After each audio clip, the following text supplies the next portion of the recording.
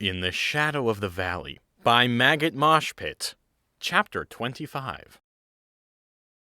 The regent indeed did not take the news well.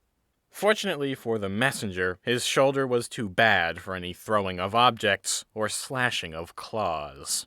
After he banished the terrified feline from his chamber, he set about thinking up a more immediate solution to this problem. After a few minutes, the investigator entered the room. Sir? There you are! What have you been doing this whole time? Whatever efforts you made were clearly not enough. This town's only reason for existing has just been destroyed! First you tell me these fires are part of some resistance. Tell me you'll investigate, find nothing, and now the entire smithy's been destroyed! The regent's last words were overtaken by a roar. The investigator found his back was pressed against the door. Sir, I'm sorry about this, really. But I've interrogated everyone, even some of our own. I have a few suspects, but most just look like sympathizers. None of them were in the right place at the right time. The regent sat down, his spleen empty. I heard there was someone inside when it happened. Halen, the head blacksmith. The regent's head shot up. What? Yes. He claims to have walked in on the perpetrator while he was setting up the oil. As he tells it, the man, for it was a man, pushed the pots with a long pole and escaped before they exploded. He, however, was not so lucky, and was caught in the blast. He's recovering in the infirmary. We've let his daughter visit him. Halen, you slimy canine bastard! The investigator scratched his face. Sir, Halen was accounted for during the first fire. He couldn't... Idiots! All of you! Listen up. I want you to get the word out to my officers. This is what we're going to do. Molka trudged through the snow miserably. He was too far out from frostbite to hear the explosion, and his head was wrapped in a blanket, so his ears were covered anyway. He had never been to the coast, but his keen nose drew him to the salty waters. When Bronze heard there would be a feast from Pill's excited shouting, he wasn't interested. Though, after a few minutes, the prospect of hot food caused him to sigh and stand up. I guess a bite won't hurt. He climbed the cliff and followed the direction everyone else was going. He was still working things over in his head. Frankly, he didn't agree with his father. He couldn't stop traveling now. He had to find a spot free from war. He felt bad about it, but now that he'd met Pill and learned of his father's fate, he no longer saw the point in following Martin anymore. He sighed shakily, an internal conflict brewing within him. Martin was as true a friend as any he'd ever had. So were all the others. However, Martin's plans clearly led him in a direction Bronze did not want. Kethresh and Arbalest seemed to be just fine with it, though. Where would he go if not with Martin? He had no direction, no idea where he might find peace. Perhaps the answer will reveal itself. On one side, having just arrived from the fields, a large crowd of escaped slaves stood waiting for the other group to do something. The other group, standing in front of the large collection of huts, clay buildings, and tents, was almost every feline on the entire island. Their numbers were half that of the escapees.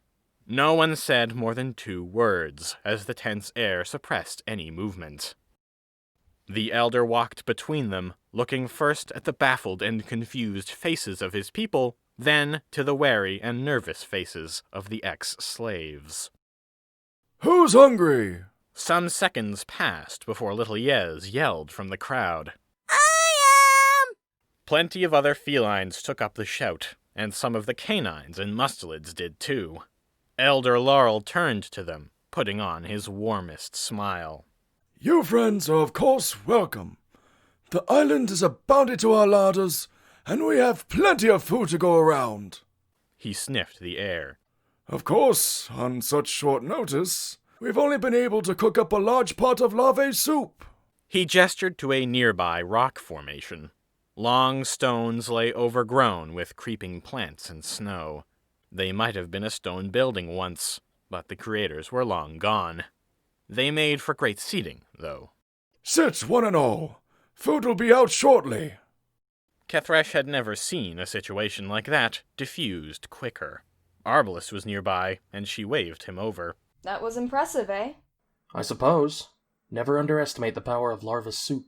Kethresh gestured to Flassu, who had never left her side. Let me introduce you to my friend Flassu. Flassu, this is Arbalest. They regarded each other, and Flassu smiled. Nice to meet you, Ringtail. Arbalest raised an eyebrow. Ringtail? Oh, there's no offense meant. I just thought your tail had handsome colors. Arbalest looked at Kethresh. I like this guy. She laughed. Troy definitely felt bad now. Because of her urging, Halen was now badly injured. The felines had revived him for a few minutes to question him, and after that, he passed out. They had let her do her work near his bed, and she constantly glanced at his face for signs of life. When his eyes eventually did flutter open, her work was flung aside. Dad? He groaned. By the blazes of Dreyfusa, what happened? Troy glanced around the room, noting the guards were watching closely. You were in an accident at the smithy. An explosion. He raised his paws to his face. Patches of fur were scorched off, and he had a lump on his head the size of his fist. An accident. Oh, that's right. It wasn't an accident. It was that terrorist. He was in the room with me. Troy stroked his forehead, calming him. I know it wasn't. I just didn't want to panic you. He calmed down. Oh, yeah. Okay. She leaned over to feign a hug, but instead whispered in his ear. You've done it. You've done everything you can do. Please, just rest now. I'm sorry for getting you into this. She straightened up, and Halen squeezed her paw. Please don't talk like that. It wasn't your fault. She nodded. He continued speaking. I want you to get a message to your mother. Tell her I'm all right. I'll be with her again soon. I will. He nodded contently. I think I'll sleep again. Please stay until I do. Of course. She said, a pride as well as a sadness welling in her chest. The two groups didn't mingle at first, one group staying on one side of the rock formation and one on the other side. But as the soup was served and the alcohol began to flow, things got relaxed. In an hour, there were fires, dancing, and singing, and much revelry. It was a long time since any of the slaves had had such a party, and it was welcome no matter who they were partying with. Bronze and Martin sat wolfing down their third bowl of soup. Bronze took a swig of his ale. Martin, you've found the best island in the entire sea. He laughed, face flushed with the heat of a nearby bonfire and his drinking. I think you might be right. Bronze stopped eating and watched a line of drunk dancing people waltz by. I almost wish this was our destination. You and me both, Bronze. Bronze looked into his soup solemnly, prompting Martin to pat him on the back. Cheer up, Bronze. The night is young. He smiled again and raised his mug. Yes, you're right. Near the edge of the revelry, where the noise and heat was less, Rita and Harimao sat eating slowly. Neither of them liked loud parties. They felt relaxed for the first time in weeks, however, and at last they had time for frivolous chatter. The ale helped with that as well. Their conversation was aimless and shallow, both grateful to not have much to worry over in that moment. Harimao was a little tipsy and was pondering if he should casually bring up his feelings for her. However, a very nagging part of his brain held him back. He couldn't, not knowing what he knew. Both stopped talking as a figure stepped into the furthest bonfire. It was Garth. Rita scoffed. And I was just starting to have fun. Harimao watched him for a second before turning to Rita. What did you talk about out there, if I may be so rude? She remained silent for a moment. Never mind. I failed anyway. She laughed, humorlessly. He tried to make me think my father was dead. Harimao felt a shock go through him, and he froze, his limbs feeling like they were not his. Isn't that pathetic? She looked up at him. Right Right? Harimao? What's the matter? He forced himself to look down. Rita. He lied. He lied, right? His face was betraying. Rita, I'm so... He lied! He lied! He always lies! It was too sudden, Her cry was accompanied with a flurry of fists. Harimao easily caught and held both of her arms with his impressive strength. Rita! Stop for a moment, please. She stared at him with terrifyingly piercing eyes. Tell me he was lying, Harimao! He wasn't. I was. Her eyes shifted from intense to watery in an instant. She heaved a great sob and began to cry. Harimao pulled her into an embrace for a moment, but she fought her way out of it. No! Get off me! She tore away, running into the forest. Harimao was on his feet and tripping over the stone he was sitting on in an instant. Oof! Rita, please let me explain! She was already out of sight. He scrambled up. No! No! He wiped his face and ran into the forest as well, crying almost as much as Rita was. Rita and Harimao weren't the only people who were discontent. Beale sat near the edge of the festivities with a few others. Some were too scared to mingle with the felines. Some, like Ace, had come to keep them company. Others were of the same mindset as Beale. Ace was entertaining a group of ladies with some comedic stories, which, having been cooped up in the ship together for years, they all had already heard 100 times, when Garth meandered into the firelight. Beale nodded to him. Hey there, Garth. You look like you've been through hell. He sat down nearby as Ace's crowd roared with laughter. Yeah, you could say I was punishing myself. Well, you're welcome to sit here if you like. As long as you're not feline, I don't care what you've done. If only you knew, he muttered, too low to be heard. Beale continued going on, as though he was dying to have a chance to talk. Just look at them all over there, dancing without an ounce of shame. Jafrasa is somewhere weeping right now, let me tell you. Yes. Tch. If I see something really blasphemous, I'm gonna act. Garth was silent. A party like this, with ale flowing like water, there was bound to be some blasphemous behavior. Kethresh, Arbalest, Elder Laurel, and Flassu were all sitting in a semicircle around one of the low bonfires, trying to solve a riddle the Elder cooked up. It went thus. I am fire-fretted, and I float with the wind. My limbs are light-freighted, I am lapped in flame. I am storm-stacked, and I strain to fly. I am a grove leaf-bearing, and a glowing coal. What am I? It had them stumped.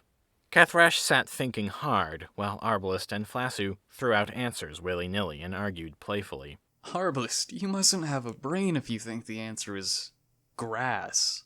It makes sense. It flirts with the wind, meaning it flows. It burns, which is what all the fire stuff is about, and it's literally a grove of little leaves. It doesn't explain the coals are being storm-stacked. The Elder tossed another log onto the fire. You two are on the right track. Flassu's eyes lit up. Oh, it's, a rock. Kethresh giggled. A rock? He looked over at her. Yeah, like... okay, maybe not. They all laughed. Kethresh watched the Elder place yet another log onto the fire. She straightened up and grabbed Flassu's arm. It's wood. The Elder clapped his paws. Yes! Very sharp, Kethresh. Arbalest and Flassu looked at her expectantly. What? We want you to explain. She sighed. Didn't you figure it out the moment I said wood? Fine. I'm fire-fretted. Wood fears fire, since it'll burn. I flirt with the wind. Trees sway in the wind. I am light-frightened. Now, that one stumped me. Lapped in flame, once again in regards to wood burning. Storm-stacked is referring to trees knocked over in a storm.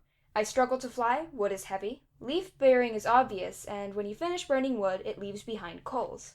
Arbalest clapped, and Flassu looked her in the eye. I'm impressed. Her tail once again began thumping against the stones. She casually placed her paw over it to stop it from moving. Oh, it wasn't that hard with Elder Laurel flinging all those logs about. Flasu glanced at the elder. You were hinting this whole time. The elder cackled and slapped his knee. It was hard to keep a straight face as you two watched me holding the solution. Arbalest swatted the old man's ear and took a swig from his ale. Old fogey. Oh, you're lucky I'm drunk, or I'd smack you something awful. Flasu leaned over and whispered into Cathresh's ear. I'd trade my best hunting knife to see that. She suppressed her laughter and realized, with a little rush, that in order to lean over and whisper, he had to put his paw on hers. Now that he'd looked back over at the bickering pair, he didn't need to keep his paw there, but he did anyway. Cathresh could tell he knew this from the satisfied grin he had on. She grinned back, slowly letting her fingers intertwine with his. She didn't know if it was finally being safe, the amount she'd had to drink, the atmosphere, her recent epiphany, or Flasu, but she felt incredible that night. She just wanted to stay there in the firelight forever. However, the fire was growing with all the wood Elder Laurel was chucking into it, and she felt her fur begin to singe. She let go of Flasu's paw. Be right back. I gotta get some fresh air. Don't fall off a cliff, Arbalest said, the drink getting to him. Flasu watched her walk away, a dumb expression on his face. Arbalest jabbed his arm. Hey, buddy. Yes? Go on, follow her. What? You should know the signs, man. She wants you to go with her. He stood. Oh, thanks, Ringtail. No prob, buddy. Flasu stepped over the stone and followed Cathresh over to the nearby woodland's edge. Arbalest called after him in a sing-song voice. Good luck. He hurried and caught up with her. Hey. She looked over in surprise. Hello. Care to walk with me? All right. They strolled through the cool night, around the entire oblong shape of people, fire, and stones. Flasu clasped his paws behind his back, awkwardly. So, tell me about your land, aside from it being racked with war. She thought for a moment. All right. Well, we have less food than you do here, at least not all in one place. The countryside's been stripped clean and there isn't much farming. We've built great cities, like your town, but many times bigger and more impressive. She stopped and looked up at him apologetically. Not that your town is without charm. He chuckled. Oh, I don't mind. Good. They have some of the most wondrous technologies there. A sewer system, marvelous building techniques. I could go on about it all day. That sounds very grand. I'd like to visit one day. You wouldn't be able to. Most of our largest cities have been taken over by the felines. There was an unexplained silence before Cathresh realized what she had said. Sorry, you know what I mean. Yes, I do. Don't worry. I know all felines aren't evil. Most of them are just following their religion. I know, Cathresh. I know it's true, but I can't convince myself. She stopped and faced him. I'm a soldier, Flasu. I've killed a lot of your kind. There was another silence before Flasu answered in a quiet voice. War is war. We've had conflicts before, however small. I don't hold it against you. She smiled and took his paw, stepping closer. Thank you for understanding. Without warning, she pressed herself against his chest, wrapping her arms around his waist. He accepted the embrace. No problem. They stayed like that for a while, until Cathresh chuckled. There's something nostalgic about this. What? Nothing, Flasu. She stepped back, not taking her paws off him. She realized she was about to kiss him and had a conflict in her head. Before she could work out an answer, she leaned forward and nibbled his lower lip. And before she knew it, she was engaged in a deep, passionate kiss. He wrapped his arms around her again, this time slowly exploring her contours. She returned the affection, letting out a soft whimper. They broke for air, laughing a little. Flasu stroked her cheek. You know, you are the most beautiful woman I have ever met. Is that a fact? It is. He kissed her again, pushing her back until she hit a tree. She growled, tail whipping furiously in time with his. He broke for air again. You're okay with this, right? I mean, it's not just the alcohol doing this. Why wouldn't I be okay with this? You said it was forbidden by your religion. She slipped a paw under his loose shirt. I also said I'd lie with a feline again because I think that rule is insect shit. I wasn't lying. He grinned and leaned in again. Beale had his eyes locked on the spot Kathresh and Flassu had just disappeared. I'm sure of it. They're engaging in unholy acts. He reached under his clothing and produced a knife from his belt. Jafrasa guide my paw. Garth watched him go and stood, unsure of what to do. Luckily, Ace noticed. Hey, where's he going? I think he's going to stab someone. Ace's ears shot up. Oh shit! Beale was already running.